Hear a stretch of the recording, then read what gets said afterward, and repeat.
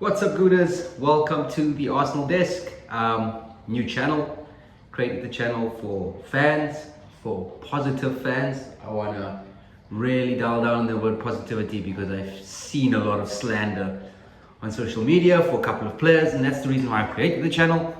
So if you are a positive supporter, positive fan, this is the channel for you. I'm not going to be into it too much.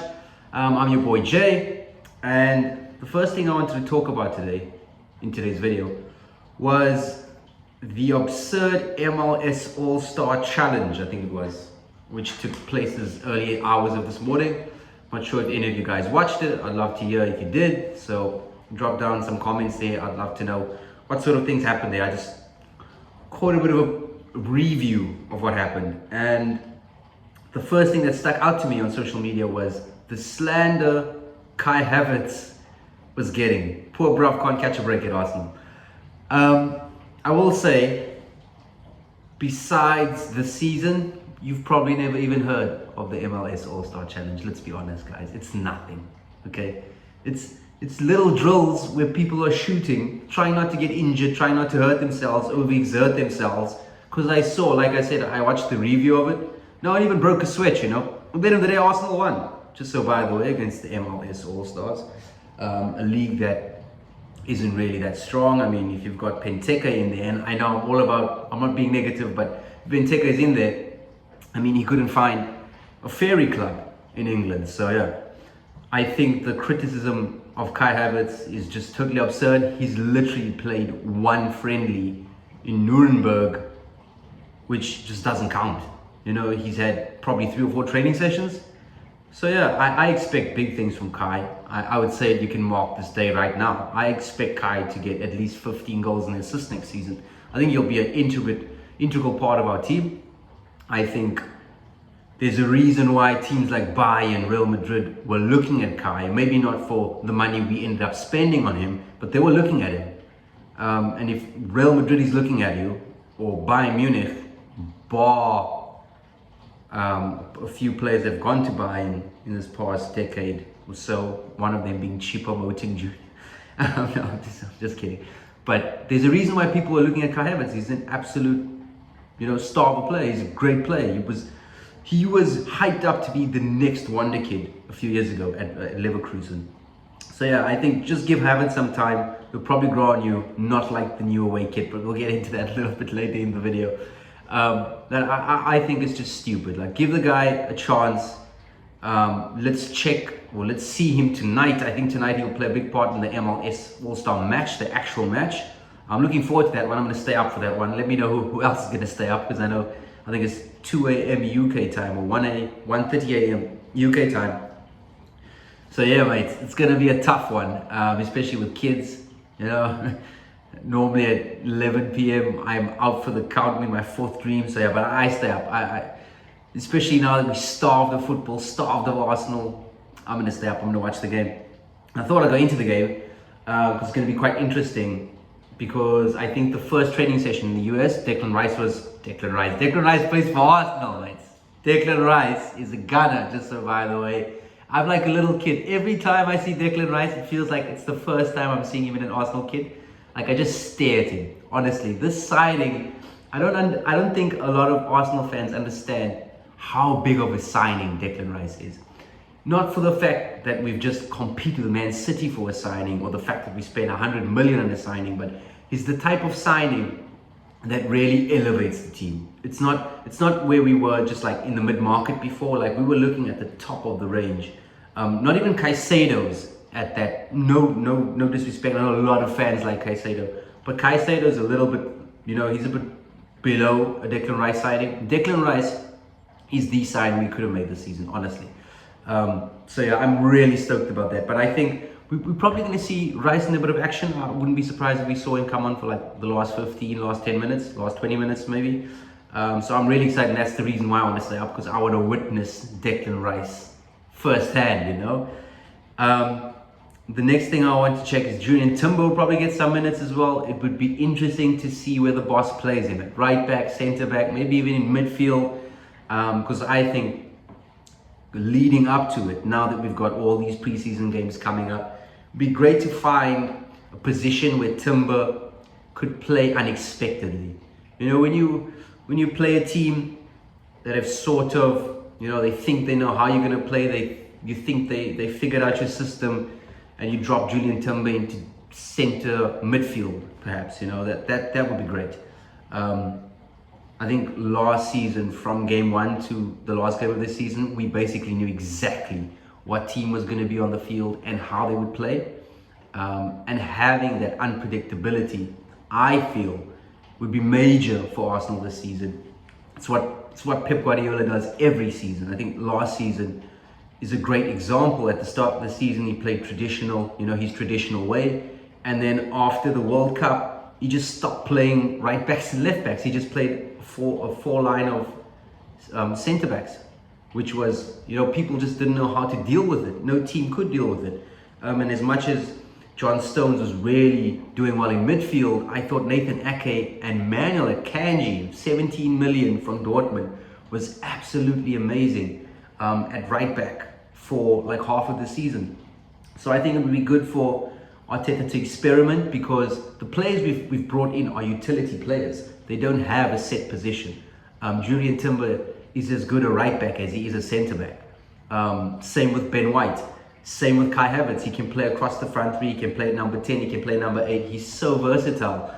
We look at Declan Rice. He could play number 6. He could play number 8. So I think a lot of this talk, and we'll probably see that today, or later tonight, or this morning, tomorrow morning, is Arteta finding a way to balance these utility men, to find the best position for the team. Because Havertz was a number 9 at Chelsea. He's definitely not going to play number 9 at Arsenal. I don't see it.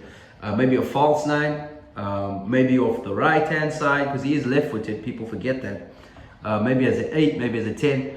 So I think it's just finding the balance. And I expect to see a really strong lineup. So it would be worthwhile staying awake just to see some of the top stars.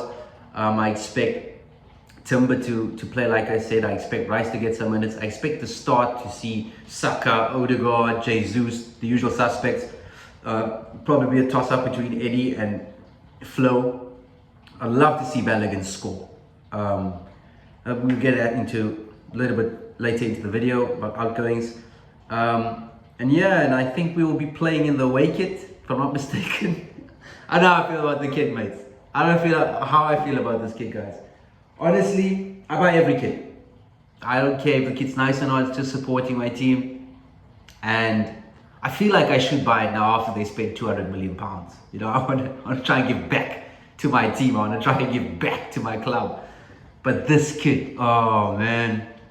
Honestly, I think it's the worst kit I've seen for Arsenal since I've been supporting. I've been supporting Arsenal since 1999. I was 5 years old. The first game I watched was the FA Cup game in 1999. And I honestly haven't seen a worse kit. Like this yellow / green / luminous vomit is just, it's terrible. I like the third kit, like the dark green kit. It's not the best kit as well, but it's such a step up for that luminous one. I wish they could just make the change and say that's the away kit, and this luminous vomit junk is the third kit. But we'll see. And I mean, at least this season we've got Champions League, so we will see the green kit. Not the other green, yellow. What color is that? Luminous, glow in the dark? I don't know. Strange kit. So I'm excited for the game. I think we'll probably win. But you don't actually look at the scoreline in preseason friendlies. It's all about fitness. It's all about gaining the momentum, all about confidence for new signings. Integration is the key word there. So I think it'll be an interesting game. I do expect Arsenal to put in a good performance, because I think it was Pep. I think he was still managing at Bayern, and they had an MLS All Star game. And he was complaining of what's the word I'm looking for? How meaty the challenges were in this game, because to him it's just a friendly. To us it's just a friendly. It's probably the least significant friendly in our diary, and for them it's probably the most, because it's literally the all-stars, the stars of the MLS. So they want to prove something. So I expect it to be quite feisty. Expect it to be a good competitive game. so it should be good. Should make for good viewing. I just wanted to move over to some outgoings. Partey didn't travel with the squad, but he is now in the USA. Reece Nelson didn't travel, but that was because of an injury. Suarez, which is Cedric, he didn't travel. And the reason for him not traveling was a tactical decision made by Mikel Arteta. That is what's being quoted in the media. Tactical decision.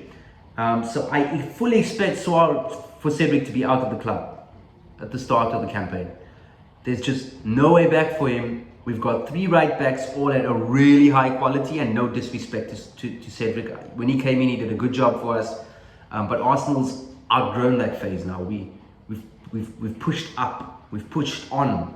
So yeah, I expect Cedric to leave. I know he gets a lot of slang on social media, and I think that's unfair, guys. He did a really good job. He came in for free. He played at right back when we needed a right back. Bellerin was absolutely awful back then. His head just wasn't there. I don't know if he lost interest in Arsenal or football on the whole. Looks like football on the whole because Bellerin's just not Bellerin anymore. Or maybe he had such a good youth that his potential was reached at a young age, because some players do reach their potential at a very young age and then they just decline really quickly. And that what happens is they have a shorter career. So yeah, it could have been that. But I think Cedric did a good job. I would love for him to leave on his terms, because at the end of the day, guys, I think we don't realize this at times, is that this is their livelihood, this is their jobs. He's coming to an age where his career is nearly over. He's still got a year left on his contract.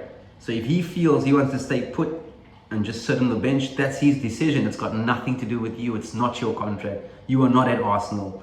I look at myself. I'm fortunate enough to work in cybersecurity, so I can have a really long career. I mean, I could work here until I'm 60, and I'm an account manager. So yeah, footballers not so lucky. So I think Cedric's at that age now where he's looking at the financial package over the minutes, because he's coming to the end of his career.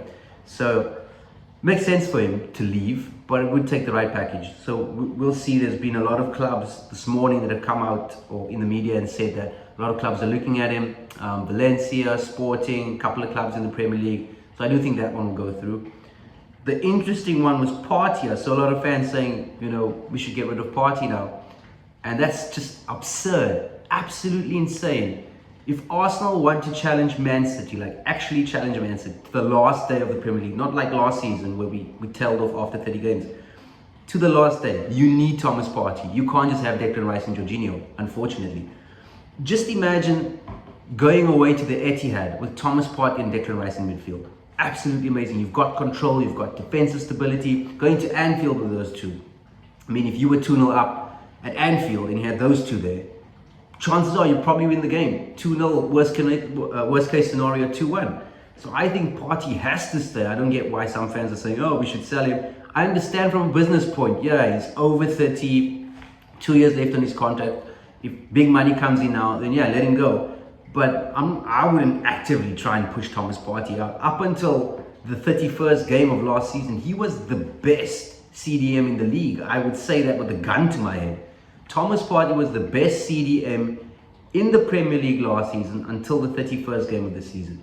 Why he fell off has got nothing to do with Partey. It was unfortunate that he didn't have sufficient cover. He played a lot of games. His legs, we all know he's injury prone. So yeah, he wasn't managed correctly, and we can't blame Arteta for that as well. He just didn't have the cover. Sambi was just not good enough, Lokonga. And when Jorginho came in January, it took some time for him to integrate into the team. So I think if you can get 20 games for Thomas Partey next season, 20 starts for him, that's the best Thomas Partey you see.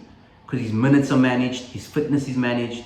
So I think it's absolutely amazing that today the reports are that Thomas Partey is staying. Arsenal are not looking to push him out, because I love Partey. Yeah, he's got some other stuff going on in the background, but I think he wants to stay as well, because if his mind was made up, he'd probably just leave by now. So yeah, I'm 100% happy to see Thomas Partey leave. Sorry, not leave, stay. I'd love to hear your guys' thoughts. Are you happy Partey's staying? Are there some of you still wanting him to go? Because the thing about Partey is he adds experience. He's at that age now where we don't have that many players in that age. It's Jorginho, it's Partey in their 30s. Xhaka's left, obviously. So for me, losing Xhaka and Partey in one window would be a step back, even though you signed in Declan Rice, because your fulcrum of your midfield that got you so far last season, that challenged for a title, you just lose. And you don't see that. I mean, even Real Madrid, they've got Toni Kroos and Modric, who are way over 30 now, reaching 40 basically, and they're either keeping one or keeping both. And that's for experience, because you've got young lads coming through. These guys know the game. So I think having Partey there is detrimental. You need to keep Thomas Partey if you're looking to challenge for the title. And then finally, Nicolas Pepe, the enigma himself. Yeah, some stories coming out about Saudi Arabia, but now James Bench of CBS has said that it doesn't look likely, because the team that are in for Pepe, who made the inquiry, offered wages that are, the gap between what Pepe wants and what they're offering is just way too high. I've seen that Pepe is not with the squad, he's not at Colony, he hasn't returned to Colony yet. So I fully expect them to just thrash his contract. Yeah, I expect that to be like an Aubameyang Ozil situation. Not as bad where, you know, we've basically just shut the player out in the cold. I think Pepe understands that he's not fitting into the plans. And he does have a year left on his contract. If he felt like he wanted to stay, he could probably do that. Obviously, Arteta's not going to play him. He's going to get nowhere near matchday squad, not even on the bench. So I think it would be best for him to find a new team. But it's really tricky when you come into the situation, especially with the way Arsenal have handled these type of situations in the past, where they've, you know, terminated contracts. So if a team does come in and they offer 5 million, you know, you just take it. You just take it, because the team might just come in and say, we'll take him for free because we know that your plan is to terminate his contract, so we don't want to pay a cent for him. So whatever sort of transfer fee I think Arsenal get, they would take. I think if a club came in and said, we'll take him for free, Arsenal would say, well, if you could agree wages, we'll sign off on that, because that means they don't have to pay him off, you know, that they save money. So the issue with Pepe is the wages. He's on a really high wage at Arsenal, and any team that wants him, you know, just cannot afford the wages. So Arsenal's not going to let him go on loan again. So I think if he doesn't move to a club where there's a transfer fee or a free transfer, then come the start of the season, Arsenal would probably just, you know, terminate his contract, which would be sad. He was our, you know, world record transfer, or our record transfer, not world record transfer, record transfer. Obviously, that's been blown up the water by Declan Rice. And I think it'd just be helpful for Arsenal and Pepe just to find a solution. But that's it for today, guys. Thanks so much if you've watched until the end. If you did like the video, please leave a thumbs up, and please comment anything you want me to chat on. I'd love to get your thoughts and your opinions, and I'll definitely look to answer any questions in the next video. So that's all for today. Peace. I'm out. Cheers.